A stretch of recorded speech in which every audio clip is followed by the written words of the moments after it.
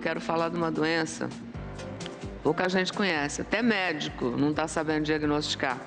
Mas é mais comum do que a gente pode imaginar. É uma doença, não é nada para assustar ninguém, mas é para ficar alerta.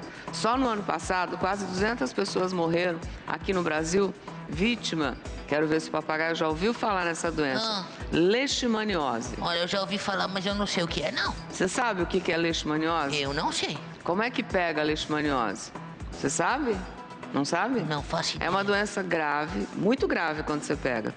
Passada dos cachorros para um mosquito, que depois esse mosquito pica a gente e a gente fica e contrai essa doença. Ih, caramba. Sabia disso? Não sabia, não. Presta atenção nessa matéria que você vai entender melhor isso que eu tô te dizendo. Ih. Rodou. Você não aguenta firme. A gente já tá no hospital. Não vou conseguir, não. Vai conseguir sim, Luciano. Para de falar besteira. Em Malhação, o personagem Luciano ficou doente e sofreu muito até descobrir que tinha leishmaniose visceral, o tipo mais grave de leishmaniose. Uma doença causada por um protozoário que afeta principalmente o fígado, o baço e outros órgãos do abdômen. É muito grave? Não sei. Não sei. Depois de desconfiar até de leucemia, o rapaz enfim ficou sabendo que tinha calazar, nome popular da doença. Então quer dizer que se o Luciano tá com calazar, ele pode morrer? Longe da ficção, esse também é o drama de milhares de pessoas. Com Cláudia foi assim. Em 99, aos 12 anos, ela ficou doente e recebeu vários diagnósticos antes de descobrir que tinha leishmaniose. O médico do pronto-socorro falou que era gripe e começou a tratar como gripe. Os sintomas são meio inespecíficos nos seres humanos, mas eles podem ter febre, cansaço fácil, aumento de gânglios, muitas vezes aumento de volume do abdômen por conta de aumento de fígado e baço. E esses indivíduos têm alterações sanguíneas que algumas vezes lembram até quadros de leucemia. E foi exatamente isso que Cláudia ouviu quando os sintomas pioraram. Ele falou para mim que eu estava com leucemia, né? O médico até então, em nenhum momento, ele deu a possibilidade de eu sobreviver. O tempo todo ele falava que, infelizmente, a situação era muito grave e tal. Só 4 meses depois dos primeiros sintomas, Cláudia finalmente foi diagnosticada corretamente e começou o tratamento que dura 40 dias.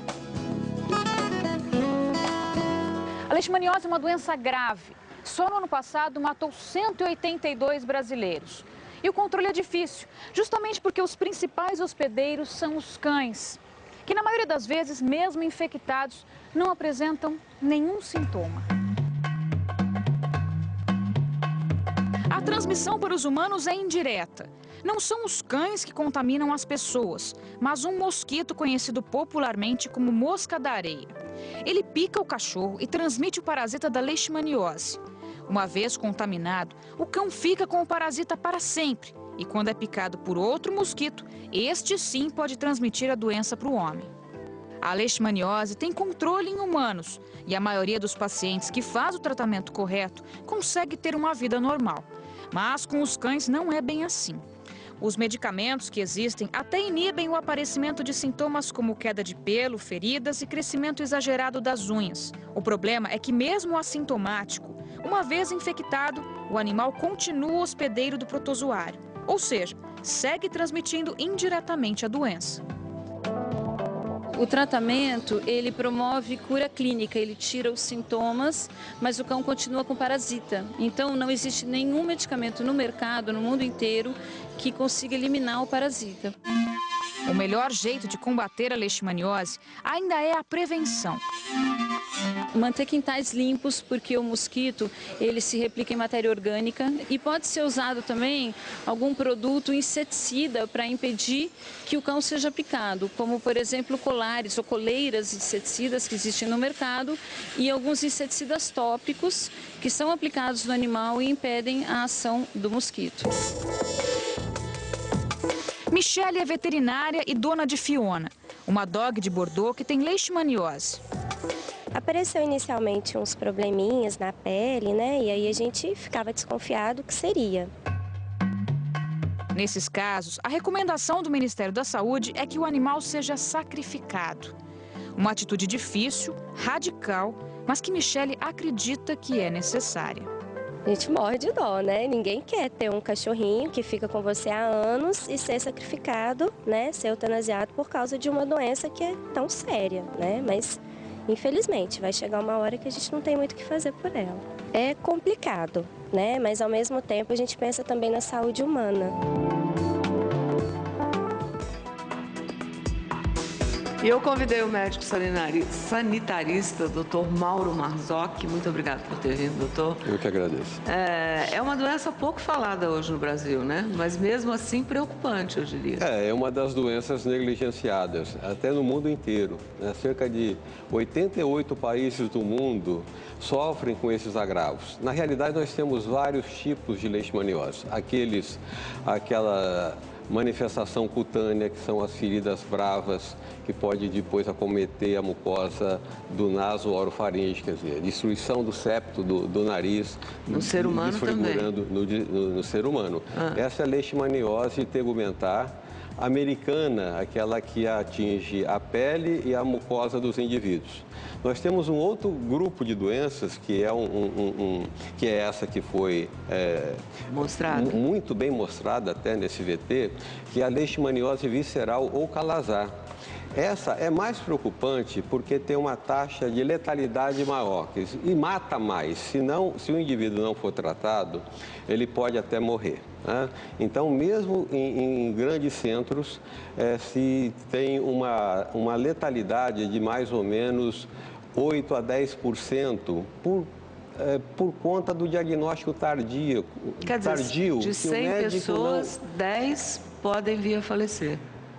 Exato, se não fizer o diagnóstico em tempo. Mas diz que os médicos, a maioria dos médicos já não reconhece essa doença? Como porque é uma doença até muito nova entre nós. Porque no passado, até na década de 50, o calazar era muito comum na região Nordeste e mais no sertão nordestino.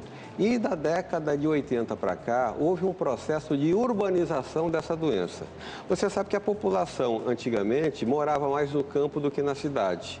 Era 70% no campo, 30% na cidade. Hoje, nós invertemos essa lógica. Nós temos 80% da população morando na cidade, às custas da migração do campo para a cidade. Então, as pessoas vieram da zona rural para a periferia da cidade, trazendo os seus animais infectados, principalmente o cão é o principal reservatório dessa doença. Tem outros animais além do cão?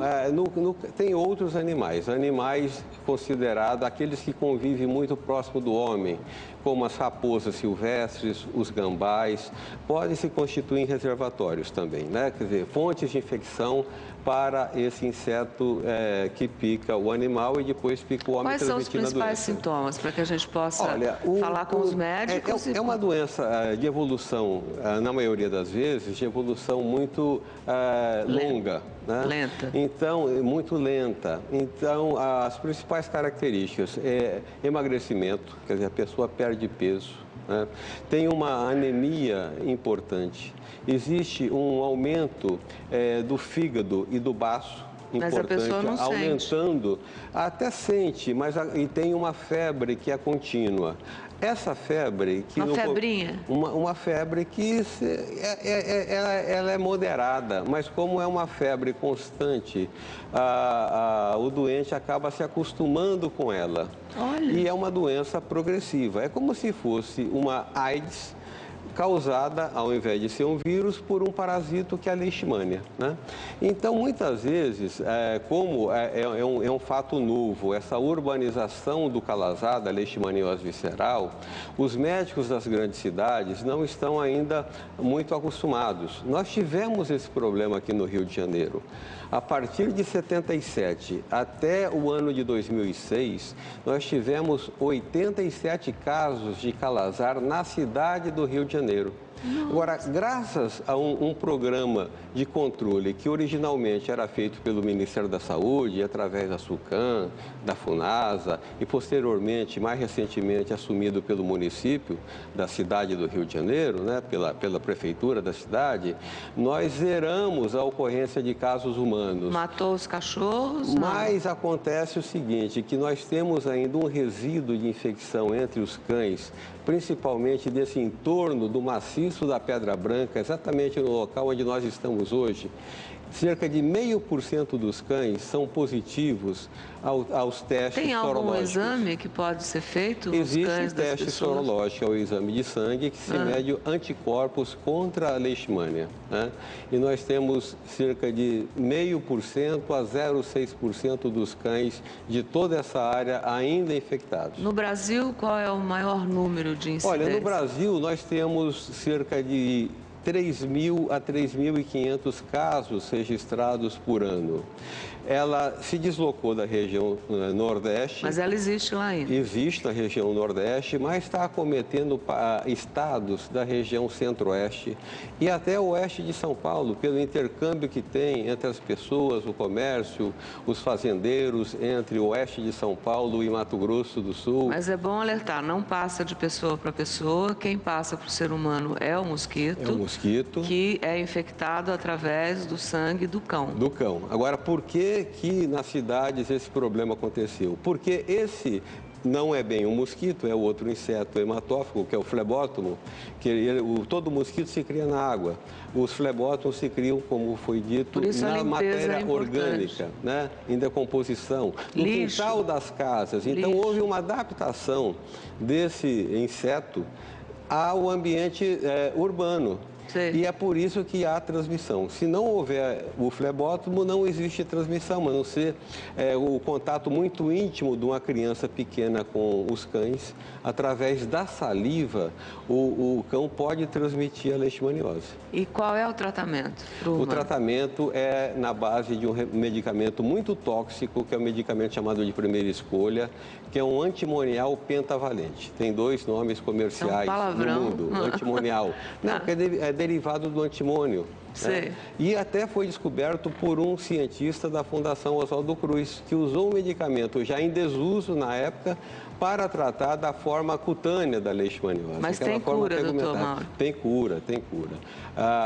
O índice de não resposta terapêutica é muito baixo. Então, se o paciente for diagnosticado em tempo e tratado corretamente, não há problema nenhum.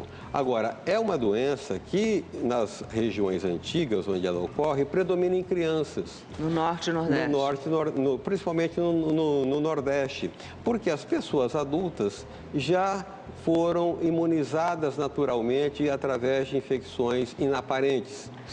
Agora, nos ambientes novos, como aqui no Rio de Janeiro, como em Belo Horizonte, como em Montes Claros, como em Campo Grande, Corumbá, Araçatuba, em São Paulo, então todos os grupos etários são atingidos.